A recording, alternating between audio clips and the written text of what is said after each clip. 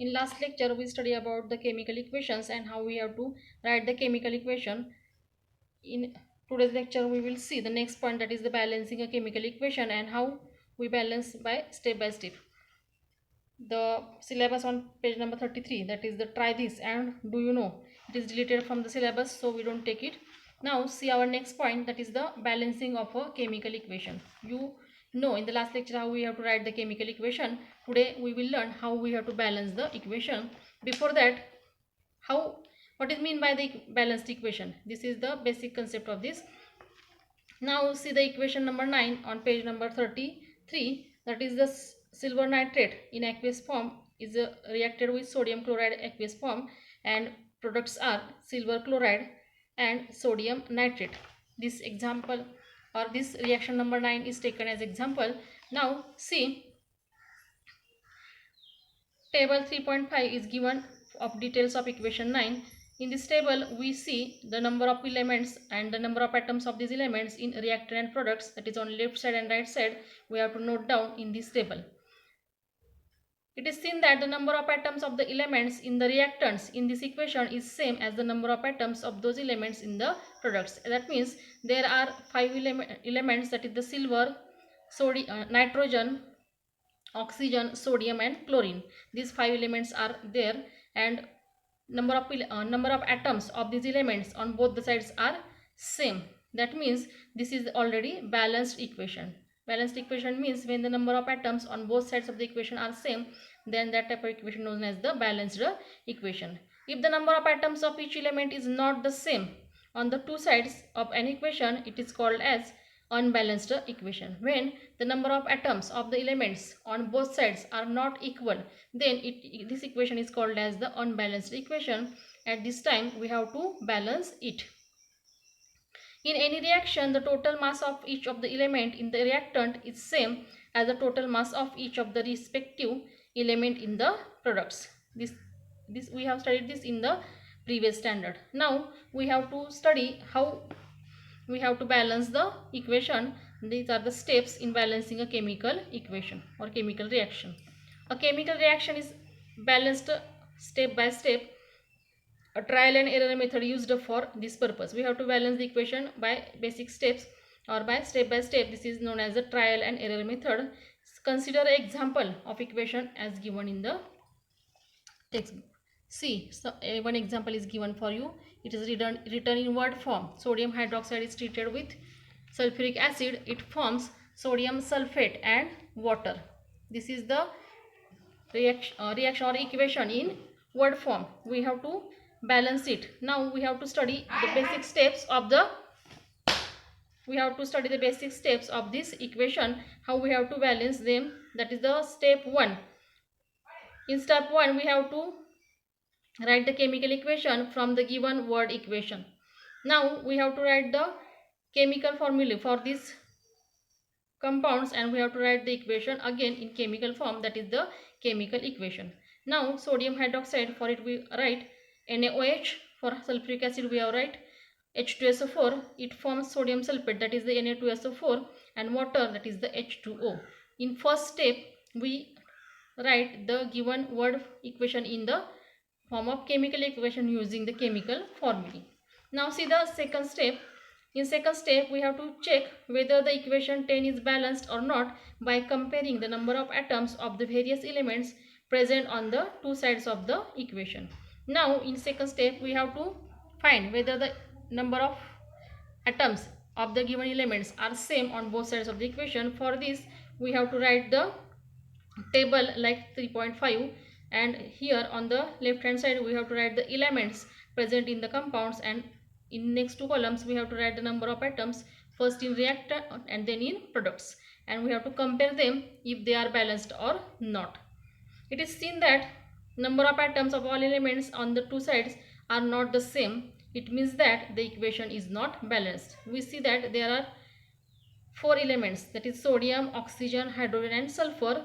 Number of atoms in the reactants are given, number of atoms in the products are given. When we observe it, we find that number of atoms of oxygen and sulfur are same, but the number of atoms of sodium and hydrogen are not same. That means sodium and hydrogen are not balanced.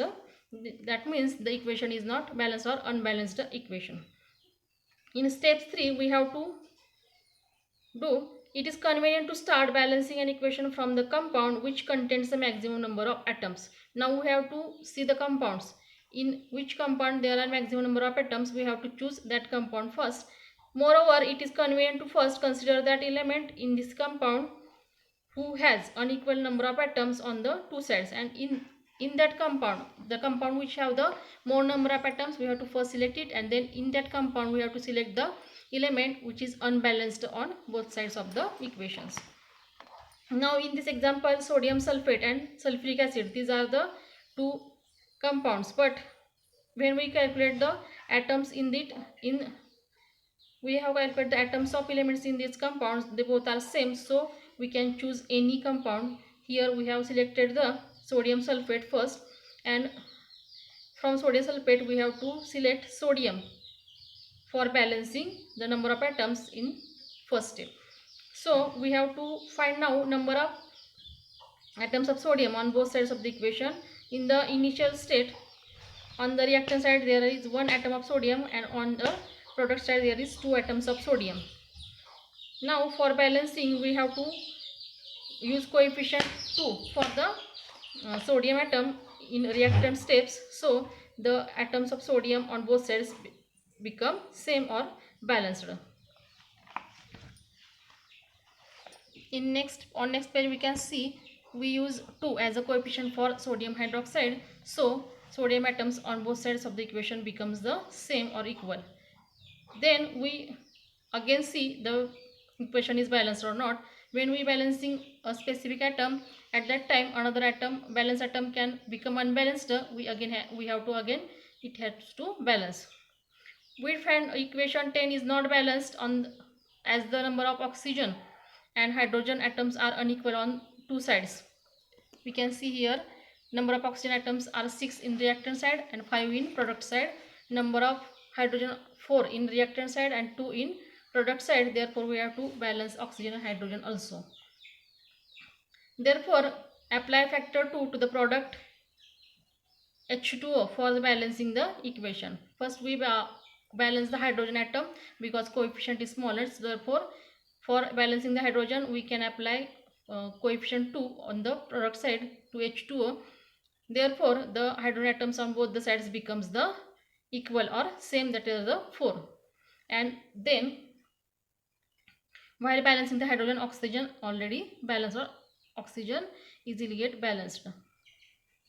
Now the equation number 10 is balanced equation. Now we can see the elements and number of atoms on both sides of the equation. Now see at the reactant side sodium atoms are 2, on product side they are also 2. On reactant side oxygen are 4, on product side oxygen are 6, on product side oxygen also 6. On reactant side hydrogen is 4, on product side hydrogen is also 4. Now equation number 10 is totally balanced. Such a way we can balance the given chemical equation using these steps. Now last step, that is the fourth step, write down the final balanced equation again. In fourth step we have to write down the final balanced equation again on your page. This is the last step for balancing the equation. In this way a balanced equation is obtained from an unbalanced equation by applying proper factors to appropriate reactant or product so as to balance the number of each element in steps. In this way today we have studied how we have to balance the chemical equation, what is meant by the balanced equation or what is meant by the unbalanced equation, and how we have to balance the unbalanced equation by using the 4 steps. In first step we have to write down the equation in the form of chemical equation using chemical formulae. In second step we have to calculate the number of atoms on both sides of the equation. In third step we have to use coefficients, or we have to use compound which have the maximum number of atoms first, and then in that compound we have to use the single element to balance first, which is unbalanced, and then in last step we have to write down the balanced equation again. In this way today we have studied the what is meant by balanced equation and how we have to balance them using the 4th step. Today's homework for you, we have to solve the question number 7 from exercise, that is balance the following equations stepwise. There are 4 equations given for you. You have to solve them in your notebook. Here we will stop today. Thank you.